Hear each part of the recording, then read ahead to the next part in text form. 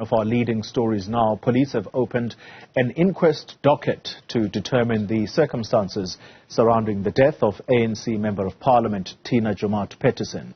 Now, she passed away at her home in Cape Town 2 weeks ago. She is one of the 3 members of Parliament accused of bribery by the suspended Public Protector Advocate Nkwebane. Ntabiseng Dubazana is from Dubazana Attorneys, joining us now for a quick analysis of what brings this about.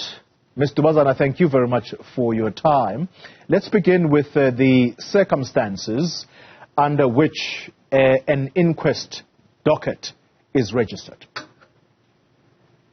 So usually what happens is that at every death, if it is not clear that X is the one that indeed inflicted harm on the deceased, then what happens is that the police will have to open an inquest docket. It's basically an inquiry to find out what the cause of death was, to investigate the circumstances surrounding the death of the deceased, and then thereafter what happens would be that that docket and the evidence that has been compiled will be put in front of a magistrate, and then in an informal sitting in a court or in the chambers of the magistrate, it will be a situation wherein all the people that were in one way or another linked or present at the death of the deceased will be asked questions. They can bring attorneys if they choose to, but it's not necessary. It's quite informal. And once the magistrate is done having like this one-on-one conversation with the people who were involved, then if there is no clear link as to who caused the death of the deceased, then the inquest docket is closed as, you know, it was just either natural causes or whatever the case may be, but there's no particular person that caused the death of the deceased. Now, you will remember, Ntabiseng, that last week the suspended public protector held a media briefing and she made the comments that the life of Tina Joemat-Pettersson was taken by the government, Parliament and the judiciary. Now, some observers are saying that those were quite bizarre statements, given that Ms. Pettersson had not been examined yet as to the cause of death. And some people suggesting that, look, this is actually quite bizarre.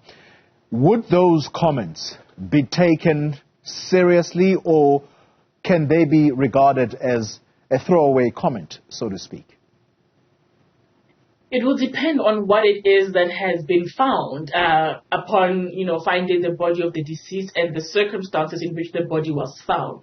So if these comments, when we look at what was found, have some kind of connection into how the deceased died, then those comments will be taken into consideration, and she might just find herself, Nkwebane might find herself being asked as to how she will have any sort of knowledge about how the deceased died, and why she would pinpoint these 3 arms of our government in terms of who caused the death of the deceased. Of course, she wasn't specific in saying that Ntabiseng is the one that caused the death of the deceased, but she pointed that because that she came forward with all of these things, and she was the one who was whose voice rather was being heard in the recordings, perhaps she was silenced as a result, because she would have been the causal link between the people who allegedly had sent her to come to these negotiations and Nkwebane's husband, who was in her presence when she uttered these words. Yeah.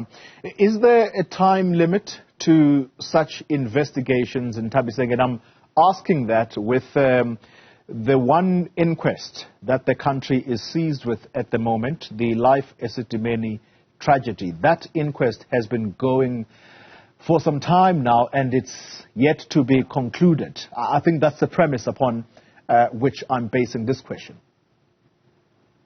Well, fortunately or unfortunately, depending how you choose to look at it, there really is no limit for us in our law as to how long an inquest should take. In fact, in terms of criminal procedure, there is no time frame in that after 30 years or 20 years, you cannot open a criminal charge. That's why we still see cases, for example, wherein a rape happened over 30 years ago and it's only being dealt with now. So that is the fortunate part. So if some piece of evidence is missing in one form or another, they have the time to come and make this inquest docket have a bit of meat on it, so that in the event it turns from an inquest docket to a murder docket, then there is sufficient evidence for the suspects to be, found guilty, or a prima facie case at least against the suspects, wherein they will be found guilty at the end of the trial.